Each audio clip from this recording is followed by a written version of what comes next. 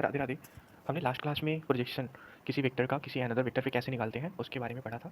उसके रिगार्डिंग हम एक कुछ छोटा सा क्वेश्चन करेंगे जिससे कि सारे डाउट उस कुछ कॉन्सेप्ट के रिगार्डिंग आपके क्लियर हो जाए। और ये जो क्वेश्चन है ये फ्रिक्वेंटली आस्क्ड क्वेश्चन है आपके जेईई मेंस और जेईई एडवांस एग्जाम में। इवन सीबीएसई बोर्ड में भी ये क्वेश्चन काफ़ी बार पूछे गए हैं।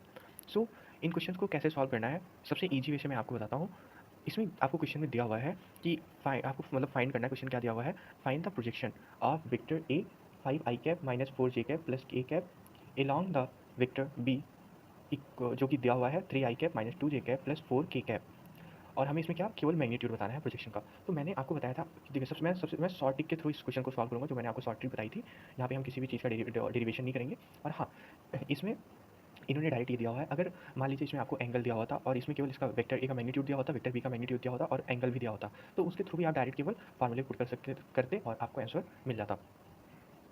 यहाँ पे आपको कुछ नहीं करना। प्रोजेक्शन निकालने के लिए सबसे पहले दोनों वेक्टर का डॉट प्रोडक्ट लेना है और जिस वेक्टर पे प्रोजेक्शन निकालना है उस वेक्टर का मैग्नीट्यूड लेना है। सो यहाँ पे दिया हुआ है projection of vector A along the vector B. So we के अलॉन्ग हमें प्रोजेक्शन निकालना है, क्योंकि हमें केवल मैग्नीट्यूड पूछा है, इसलिए हम ये क्या देता है, हमें ये प्रोजेक्शन का मैग्नीट्यूड देता है। अगर हम इसको बी कैप से मल्टीप्लाई कर देते तो हमें क्या देता, प्रोजेक्शन के साथ साथ मैग्नीट्यूड के साथ साथ हमें डायरेक्शन भी देता। सो बस आप यहाँ पे A vector 5 I cap minus 4 J cap plus K cap dot product 3 I cap minus 2 J cap plus 4 K cap, ये आपका हो गया upon magnitude of vector B 3 I cap minus 2 J cap plus 4 K cap. इसका हम magnitude निकालेंगे और ये हमें क्या, हमें मैग्नीट्यूड दे देगा प्रोजेक्शन का। सो हमें पता है कि डॉट प्रोडक्ट निकालते हुए आई आई आपस में मल्टीप्लाई होता है, जे जे आपस में मल्टीप्लाई होता है, के आपस में मल्टीप्लाई होता है, आई जे का प्रोडक्ट जीरो होता है, क्योंकि उनके बीच में जो एंगल होता है वो 90 डिग्री होता है और कॉस 90 डिग्री जीरो होता है।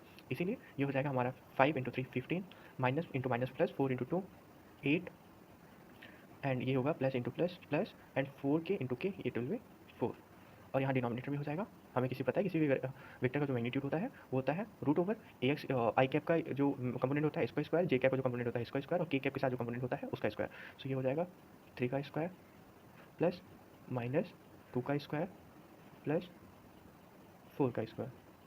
सो यहाँ से आपको मिल जाएगा 15 प्लस 4 19 प्लस 8 27 अपॉन ये आपको हो जाएगा 3 3 9 प्लस 4, ये 9 4 13 प्लस 16, ये आपको हो जाएगा 29।